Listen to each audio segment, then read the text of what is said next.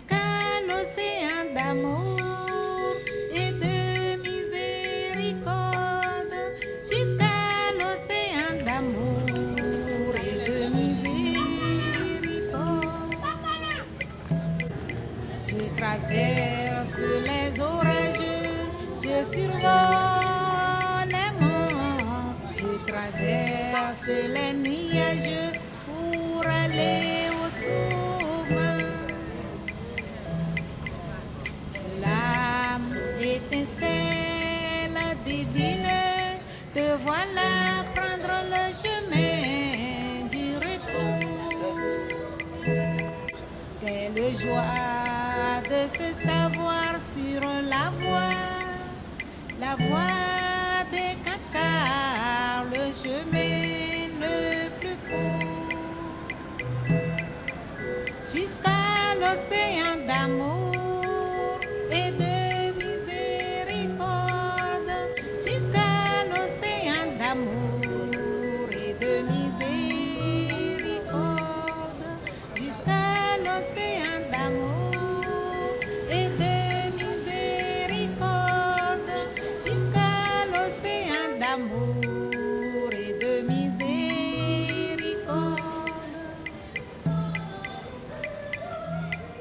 Mahata accroché à ton manteau spirituel, je veux aller au sommet. Quel bonheur de t'avoir pour guide, Argile, amour du Sheila, conduis-moi au sommet. Lumière, lumière, lumière, lumière, oh lumière qui m'éclaire. Le sang, le sang, le sang, le sang, oh le sang que j'entends, conduisez-moi au sommet, jusqu'à l'océan d'amour et de miséricorde, jusqu'à l'océan d'amour et de miséricorde, jusqu'à l'océan d'amour et de miséricorde, jusqu'à l'océan d'amour et de miséricorde.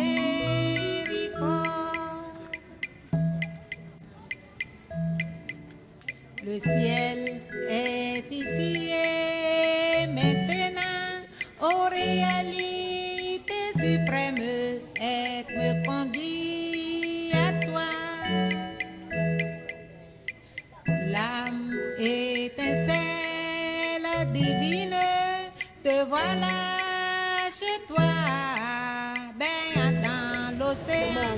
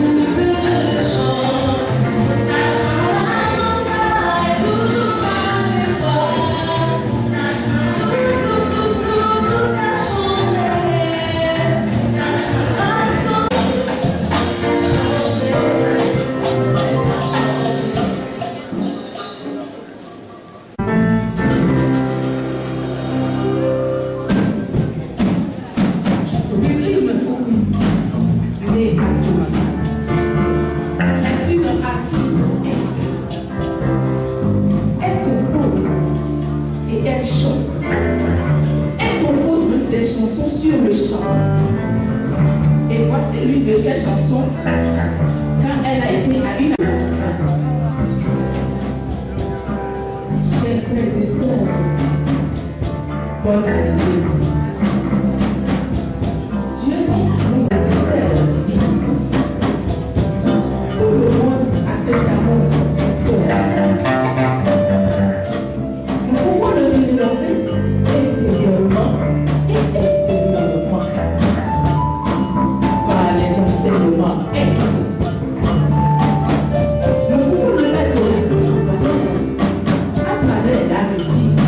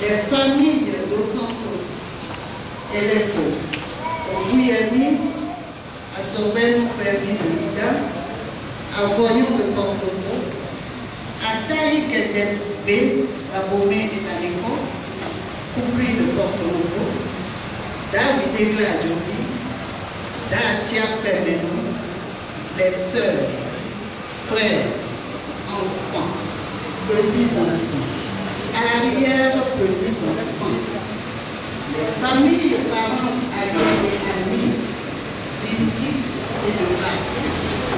De la présence, mon fils a donné bonjour. Pas n'avoir oublié personne.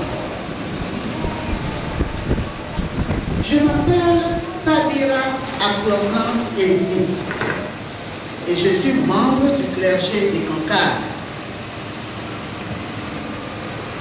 Laissez-moi souhaiter la bienvenue à tous ceux d'entre vous qui sont venus aujourd'hui rendre un dernier hommage à Rufine, à Jovi Pupui et lui témoigner leur amour.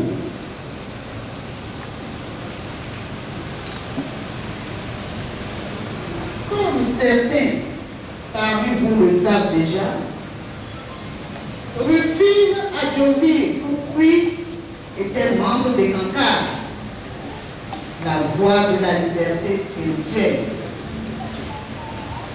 C'est par le biais des intérêts communs que nous avons manifesté pour la communauté EC au fil des ans que je suis venue à connaître Rufine Adjovi Pupui. Et lorsque ces enfants m'ont demandé de célébrer l'office à sa mémoire, je me suis donc fait un point d'honneur d'accepter. Et la force de vie, l'Esprit Saint, ou le courant de vie audible qui maintient toute vie. Le présent office du souvenir être aborde les thèmes de la nature de la vie, de la mort et de l'amour, ainsi que celui du pèlerinage de l'âme.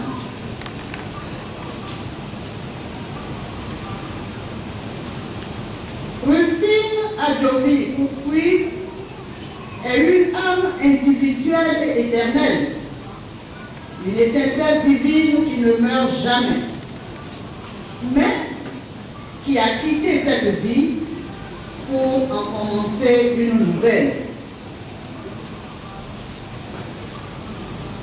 Nous venons ici aujourd'hui avec l'idée de célébrer ensemble les moments que nous avons vécus en compagnie de Rufine Adjovi Koukoui et d'ouvrir nos cœurs à une compréhension plus profonde de notre destin spirituel commun.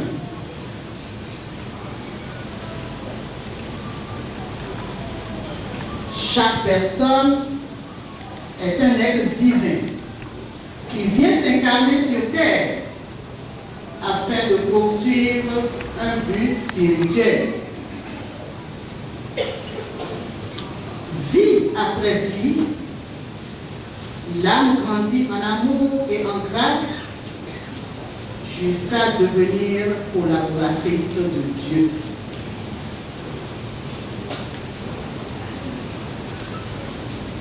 La vie dans le corps physique est un don précieux, une occasion de croire en l'esprit et de rendre service à autrui. Par-dessus tout, elle permet à l'âme d'accéder à la pureté de l'amour, de la compassion et de la bienveillance. Chacun de nous chemine sur une voie d'épanouissement spirituel qui ne demeure visible aux autres qu'en partie seulement. Cette communion privée avec Dieu, c'est le côté intérieur et secret de la vie.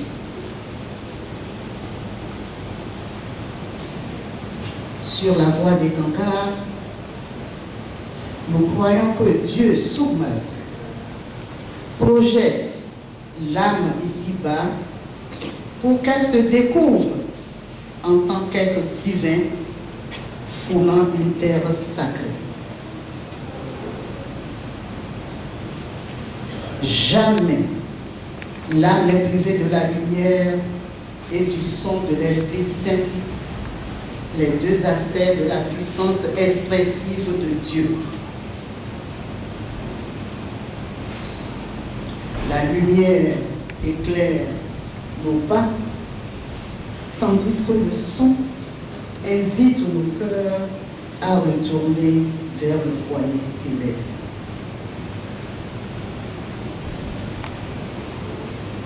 Le chef spirituel des Cancars, le Maranta et maître être vivant, nous accompagne et nous sert de guide tout au long de ce voyage.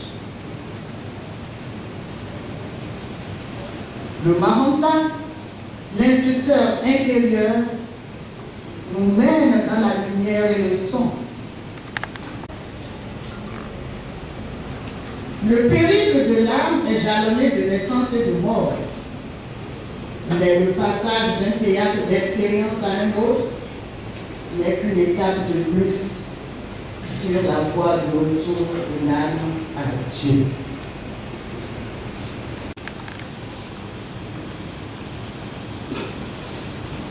Bien que Rufine Adjovi Koukoui ait terminé une tranche de sa vie, l'âme n'en continue pas moins sa randonnée spirituelle.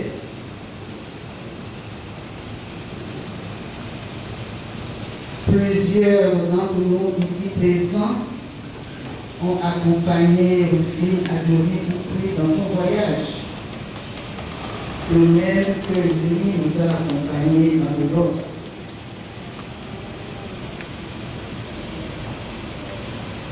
Quand nous le voyons en esprit, les instants passés avec Rufine Adjovi Koukoui, chacun en conserve des impressions et des souvenirs personnels. Même Si nous réussissions à tous les rassembler, cela ne suffirait pas à donner d'elle une description complexe. Il va autant de soi que nous profitions de l'occasion pour échanger nos souvenirs. Je voudrais donc inviter Carmel Nalia, petit-fils de la défunte, à partager avec nous ses souvenirs. Bonjour. Chez moi, nous avions l'habitude d'appeler ma grande-tante Mémé et Kanka. Lorsque j'étais encore très jeune, j'ai gardé une image d'elle assise au niveau de la devanture de l'ancien centre de Topébé, en train de réviser un discours avant une classe ex-ensemble. Elle aimait beaucoup les enseignements des Kanka. Ces dernières années, j'ai eu l'occasion de lui rendre visite de façon un peu plus régulière que par le passé. Quand j'avais des courses à faire avec ma mère et qu'on passait par Kalani, je lui proposais souvent qu'on fasse un saut chez Mémé et Kanka. À cette période, elle ne voyait plus. Mais même avec ce handicap et son vieillage, j'ai toujours été impressionné par l'énergie positive et la bonne humeur qu'elle dégageait.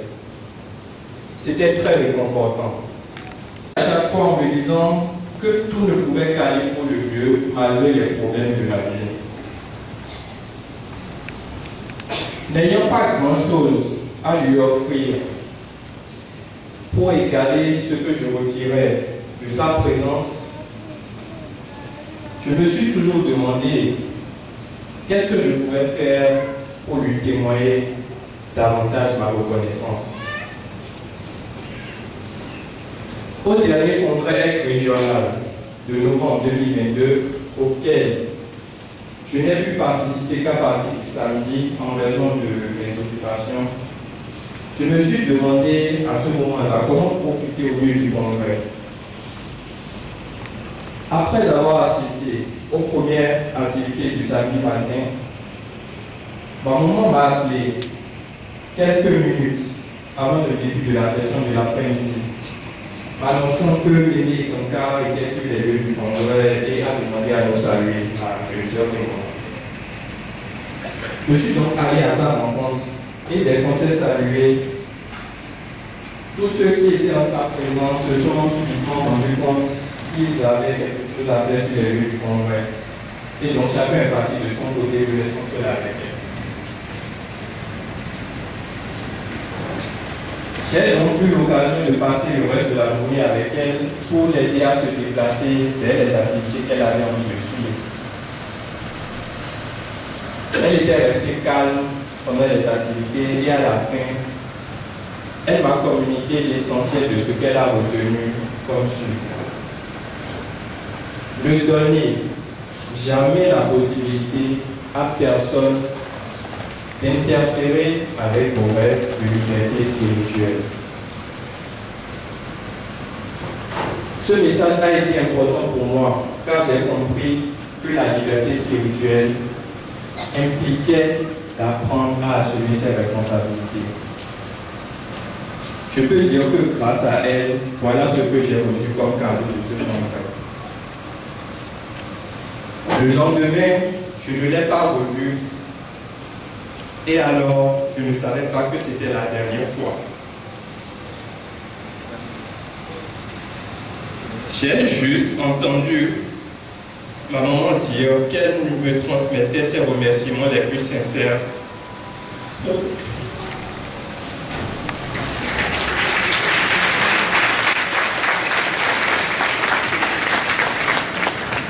Qu'elle me transmettait ses remerciements les plus sincères pour mon aide, ma compagnie et ma patience. J'ai ainsi compris que j'étais à ce congrès pour servir de canal d'amour pour ma mémé et que le Marantin me donnait ainsi le privilège de passer une dernière journée avec elle. Aujourd'hui,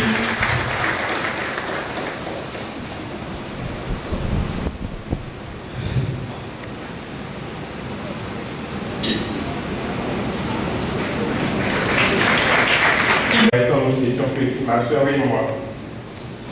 Et le souvenir de ce congrès est immortalisé à tout jamais dans mon cœur. Et je tiens à la remercier pour tout son amour. Alors, merci Mémé et bonne suite pour ce voyage que tu as déjà commencé dans les mondes de Dieu, en compagnie du Marantin et Maître vivant. Merci. Merci elle. Merci infiniment pour ce partage. Je vais à présent inviter Olupeola Fatumbi, une amie équiste de la défunte.